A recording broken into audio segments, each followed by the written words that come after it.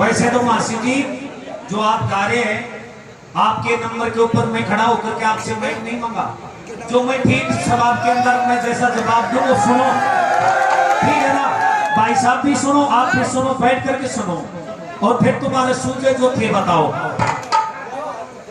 देखिए, जो सामने ठाकुर जी बैठे हैं, पहले बाद में आप तो पहले आ जाए, मुझे इस कथा का ज्ञान नहीं है, मुझे कथा को जानकारी नहीं है।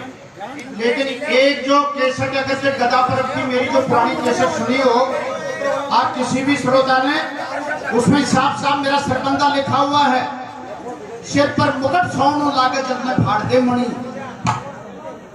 इसमें मेरा सरबंदा है, सिर पर मुकुट सोनो लागे जब मैं फाड़ दे मणि।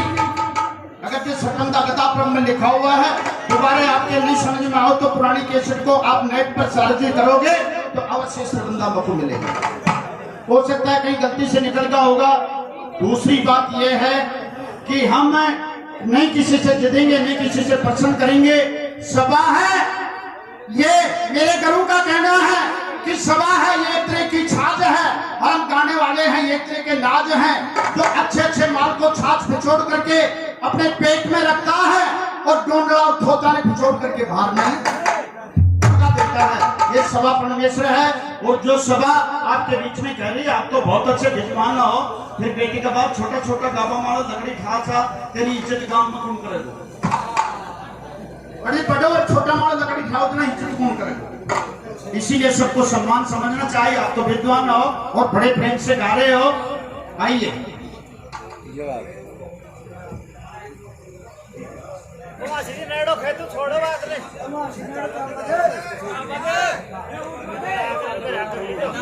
आइए, महाराज जी कह रहे हैं, बोले भाई ये जैसे तुम गा रहे हो उस प्रकार से गाते रहो, लेकिन थोड़ा सा जो सामना से ये महाराज जी कह रहे हैं, मैं नहीं कह रहा कि पब्लिक जो हल्लो करती है ना, जब थोड़ा सा मेरे शांति नहीं होती है, इसीलिए आप शांति पूर्वक से बैठ करके सुनो, ठीक है ना?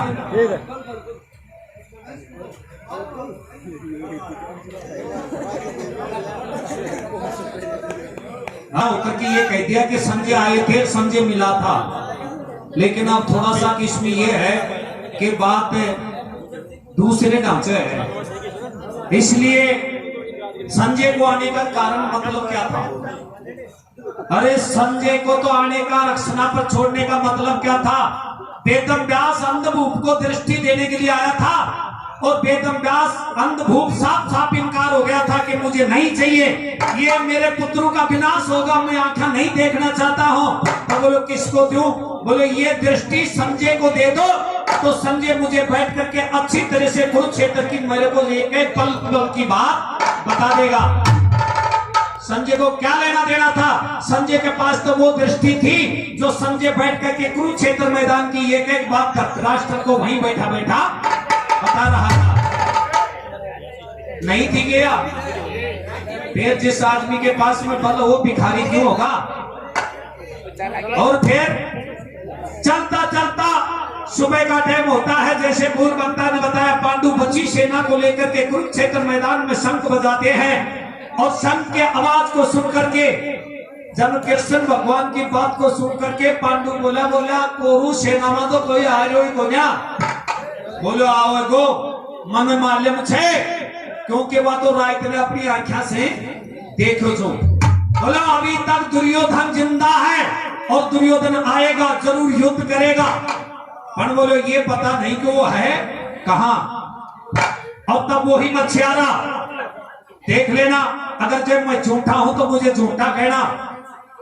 वेदम व्यास 6 खंड महाभारत के अंदर कोई मछियारा और एक सेना के पास में जाता है, और एक भीम रथ लेकर के खड़ा हुआ था, भीम के पास में जाकर के कहता है, बोलो तुम किसके इंतजार में हो?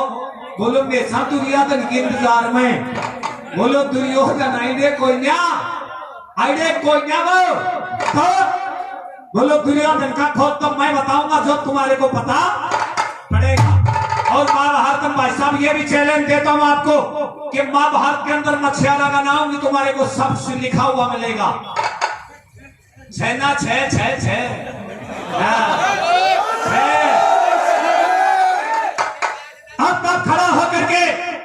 मछुआरा और एक पांडव को बताता है।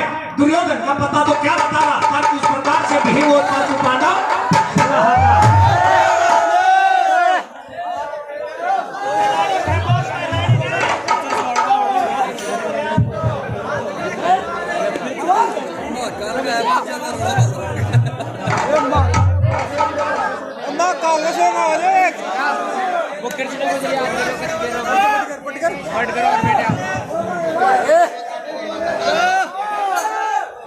शाबाश